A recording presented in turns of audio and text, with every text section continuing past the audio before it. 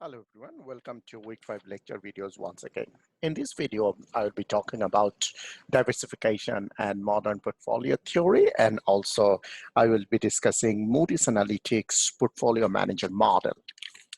So first of all, to the extent that an financial institution's manager holds widely traded loans and bonds as assets, or alternatively can calculate loan or bond returns, portfolio diversification models can be used to measure and control the financial institution's aggregate risk exposure. Suppose the manager can estimate the expected returns of each loan or bond in the financial institutions, and after calculating the individual security return series, the financial institution's manager can compute the expected return on a portfolio of assets, right? I think you are familiar with this model.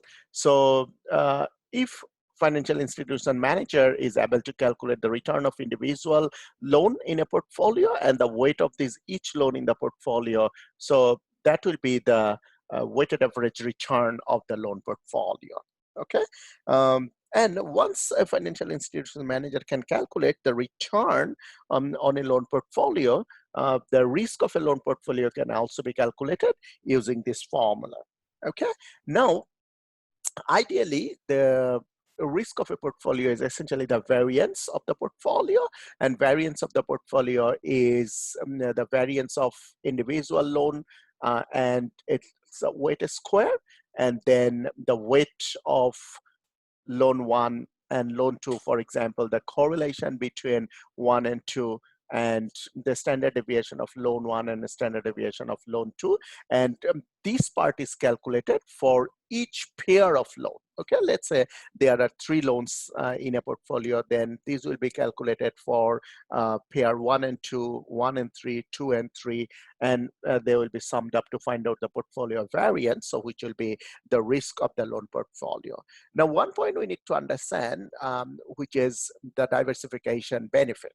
Although, as we previously discussed, that financial institutions manager is concerned about the riskiness associated with an individual loan, that means the standalone risk associated with the loan. However, the financial institutions manager greater concern is the contribution of individual loan in the overall riskiness of the loan portfolio, because as I indicated that although a loan can itself be inherently risky, however, when this loan is put into a portfolio combined with other loans, its contribution to the overall loan portfolio might decline, because this loan might be negatively or less than perfectly positively correlated with the other loans in the portfolio. So that is known as diversification benefit.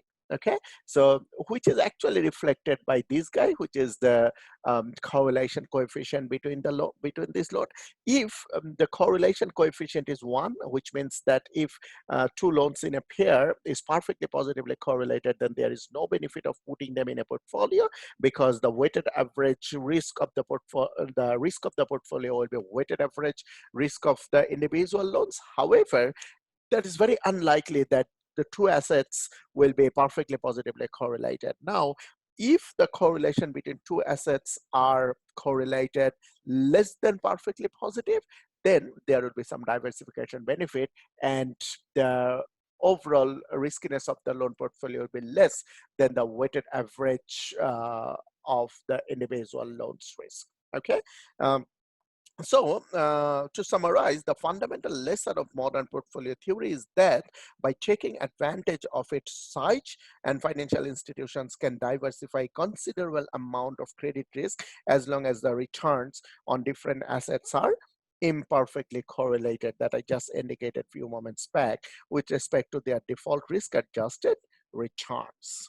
Okay, so once again, in this equation, if many loans have negative covariance or correlation of the returns are negative, that means when one borrower's loan do badly and another's do well, then combining loans to both borrowers may reduce the financial institution's overall credit risk exposure. That is, if there is a negative correlation across borrowers' default probabilities, then a portfolio of loans may have less risk than the individual loan all else equal. Thus, the sum of the individual credit risk of loans viewed independently overestimates the risk of the whole loan portfolio.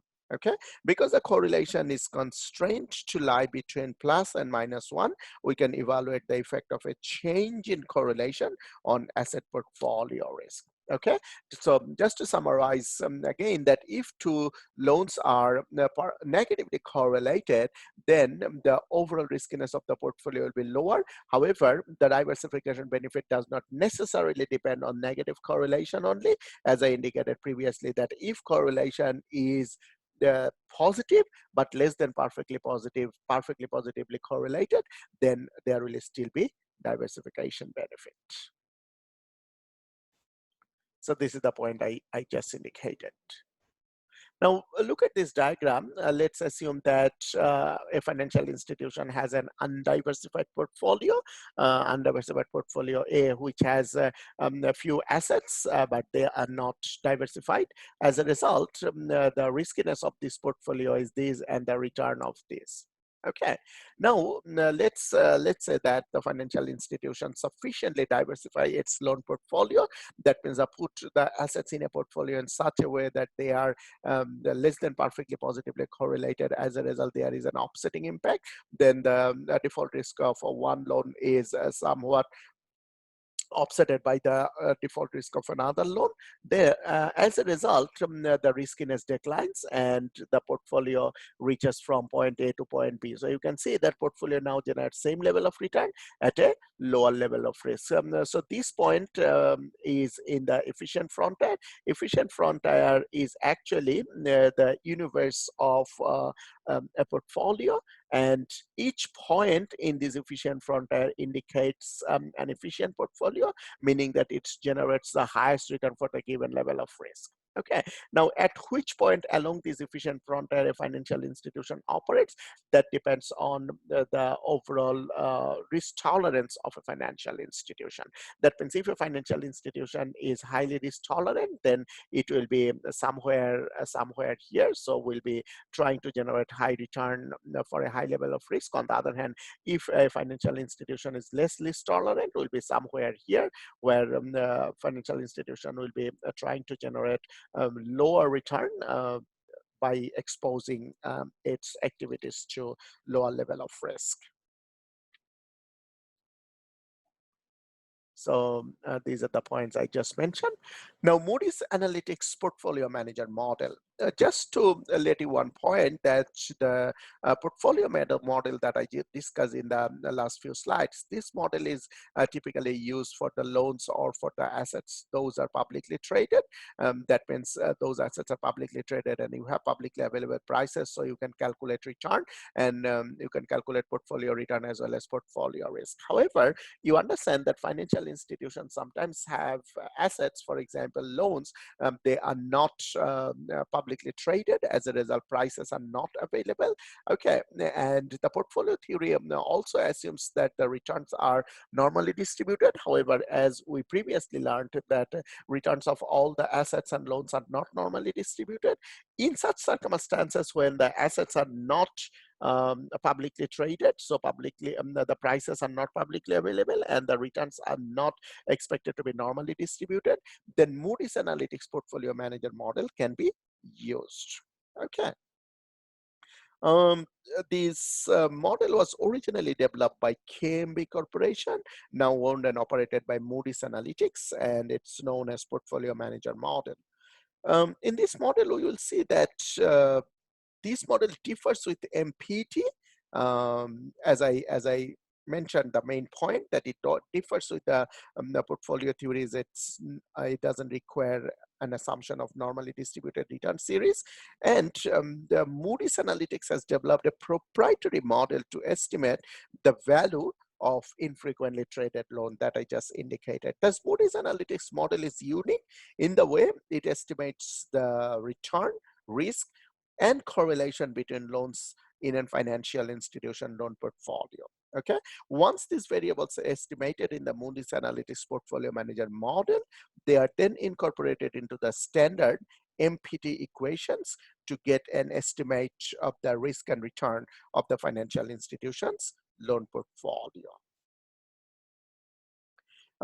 In any model that seeks to estimate an efficient frontier for loans, in a model that we have seen previously, this is what I am talking about. Thus, the optimal or best proportions or the weights of each loan in which actually loans made to different borrowers needs to determine and measure three things. That means if we want to apply this model, we need to measure three things. One is the expected rate of return, another is risk of a loan to a borrower, and correlation of default risk between the loan made to borrower, the borrower I and borrower J. Okay. And once we determine these numbers, then changes in loan values are determined by changes in borrower's credit quality. I think you remember we learned about credit quality previously, and the amount of the loan not received. Okay, to calculate correlations, Moody's Analytics considered the joint impact of 120 different systematic factors which reflect the global economy, region, industry, and country. Okay, in simplest form, Moody's Analytics Portfolio Manager takes this form. So this is how we calculate return, and this is how we calculate standard deviation or the risk, sorry, standard deviation or risk of a loan borrower. So when we talk about the return on a, when we talk about the return on a loan, the return on a loan is actually measured by a so-called annual all-in spread. So this is what I'm talking about. AIS, annual all-in spread, measures annual fees earned on the loan by the financial institutions plus the annual spread between the loan rate paid by the borrower and the financial institution's cost of fund. Okay, deducted from this is the expected loss on the loan. So this is what I'm talking about. This expected loss on the loan is deducted. This expected loss is equal to the product of the expected probability of the borrower default. So expected probability of the borrower default over the next year, or its expected default probability. Okay, expected default probability.